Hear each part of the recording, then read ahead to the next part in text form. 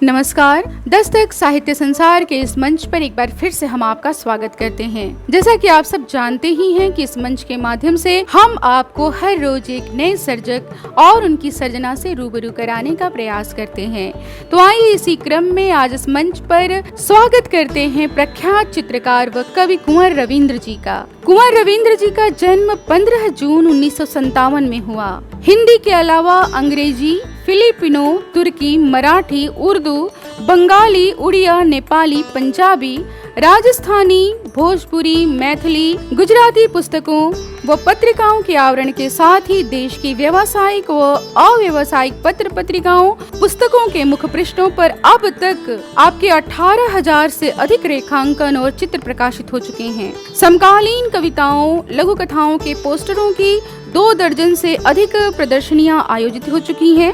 महत्वपूर्ण पत्र पत्रिकाओं, ई पत्रिकाओं, ब्लॉग्स में आपकी कविताएं प्रकाशित व आकाशवाणी से प्रसारित होती रहती हैं। आपकी कुछ कविताएं अंग्रेजी, तुर्की, नेपाली, पंजाबी, बंगला, राजस्थानी, ओडिया व मराठी में अनुदित हो चुकी हैं। आपके अब तक 2 कविता संग्रह प्रकाशित हो चुके हैं, जिनमें 2015 में रंग जो छूट गया था प्रकाशित हुआ है। 2017 में बचे रहेंगे रंग प्रकाशित हो चुका है। तो आइए आज दस्तक के इस मंच से कुंवर रविंद्र जी की कुछ अलग अलग तेवर की कविताएं हम सुनते हैं, जिसे लेकर के हमारे बीच उपस्थित हैं संस्कृत साहित्य के अध्येता और अध्यात्म में गहरी अभिरुचि रखने वाले सूर्यांश मिश्र। तो आए सूर्यांश के प्रखर स्वर में सुनते हैं कुंवर रविंद्र जी की ये दीप्त कविताएं। नमस्कार, मैं सूर्यांश मिश्रा उपस्थित हूँ आपके समक्ष कुंवर रविंद्र की कुछ कविताओं के साथ। पहली कविता है, मैं नदी की धार में किनारे नहीं, बिल्कुल मध्य में, जहाँ वेग तीव्र होता है, बस वही तीव्र वेग या मुख्य धार बन जाना चाहता हूँ, जो कणों में बदल देती है शिलाओं को, छिन्न भिन्न कर देती है कगारों को।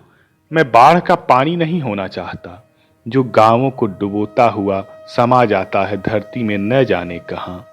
मैं वह धार होना चाहता हूं, जो तोड़ते हुए शिलाओं का गर्व, समेटते हुए सारे दुख दर्द बदनसीबी, और ले जाकर उड़ेल दे सागर में मोक्ष और सुख शांति देते हुए। मैं एक नदी हो जाना चाहता हूं, परंतु बाढ़ में उफनी हुई नहीं। अगली कविता है, मैं चुप हूं इसलिए कि चुप्पी की गूंज बहुत खतरनाक होती है। मजबूरी है, मैं नहीं चाहता खतरनाक खेलों से खेलना।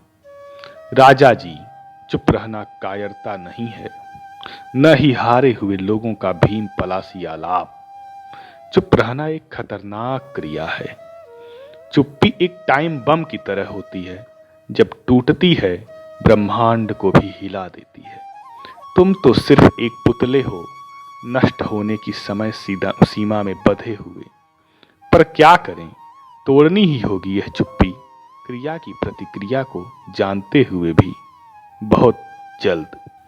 उनकी तीसरी कविता है, तुमने कहा मैं तुमसे प्रेम करती हूं। मैंने एक सपाट सा शब्द कहा, अच्छा, और प्रेम कहानी खत्म हो गई। अच्छा शब्द शायद उच्चारण में गलत था या सही रूप में परिभाषित नहीं हो पाया। उनकी अंतिम कविता, जिसका शीर्षक है वधिक। वे आएंगे हाथ जोड़े मुस्कुराते हुए तुम्हारे घर, घर के भीतर तक, और तुम्हारे घर की दीवारों पर टंगी हुई तस्वीरों को ले जाएंगे।